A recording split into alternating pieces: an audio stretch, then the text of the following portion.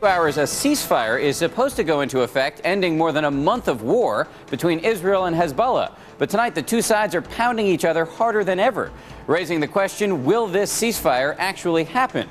That's our top story.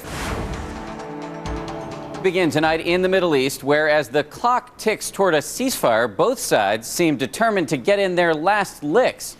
Hezbollah launched more than 250 rockets into Israel today. That's the largest bombardment since this war began. And there were huge explosions in Beirut as Israeli warships and planes attacked Hezbollah targets there. In 33 days of violence, more than 1,000 Lebanese civilians have died. On the Israeli side, 154 dead, 113 of those soldiers. With questions about whether this ceasefire will hold and whether it will even begin, a top Israeli commander says tonight we are now entering, quote, days of uncertainty.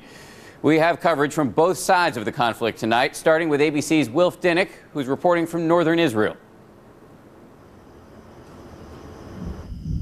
Thanks, Dan. Well, the Israeli army continues to pound the hills of southern Lebanon behind me, and air raid sirens going off for much of the day throughout northern Israel. But no guarantees any of this will stop tomorrow in what is being described as an extremely fragile ceasefire.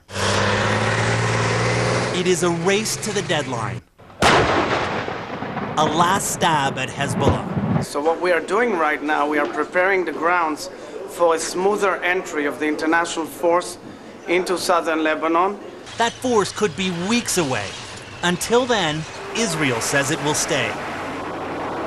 As more of these troops head into southern Lebanon, the casualties mount, raising more questions about the Israeli government's handling of this conflict. More than a quarter of the Israeli soldiers killed in this conflict have died in the last 2 days, after the UN resolution for the ceasefire was passed. We already know the outcome of the ball game. Why send the players to play now? Hezbollah still able to fire 250 rockets today, setting a new record in a single day. There are real concerns in the international community that this ceasefire will not hold. Tonight, the Israeli army is still occupying enemy territory, saying it has the right to attack anything or anybody it considers a threat. Now, tomorrow's ceasefire does not guarantee the release of those 2 Israeli soldiers who were kidnapped by Hezbollah back on July 12th. But there is word tonight the Israeli Prime Minister Ehud Olmert may be open to negotiating a prisoner swap with Hezbollah. Dan?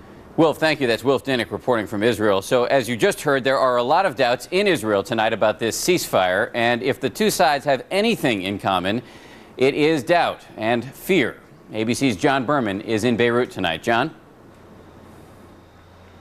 Dan, there were bombs falling here into the night, and most Lebanese went to bed not knowing what to expect when they wake up. As much as they want their lives to return to normal, many are skeptical that peace is in their future.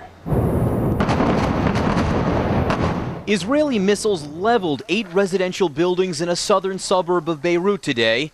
It's easy to see why, ceasefire or no ceasefire, hundreds of thousands of displaced Lebanese are wary about returning home. It's wiser to wait for a day or two until things are settled.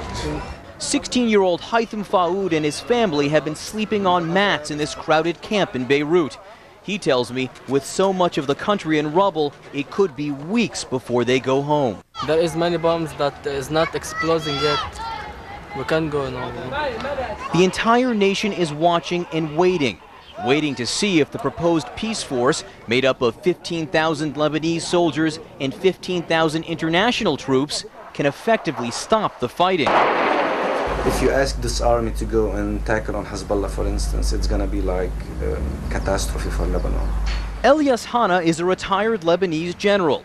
He says the Lebanese army, filled with Shiite Muslims, would be reluctant to use force to disarm the Shiite-dominated Hezbollah. You cannot ask the same soldier to go and fight and destroy and kill, another Shia from Lebanon who is supposed and perceived as defending Lebanon. Hezbollah is now revered by young and old for going toe-to-toe with Israel for a full month.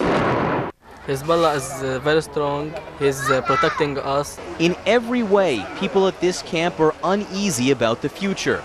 Many wonder, even if it is safe enough to go home, will they still have homes to go back to? What if your house is gone? God's with us.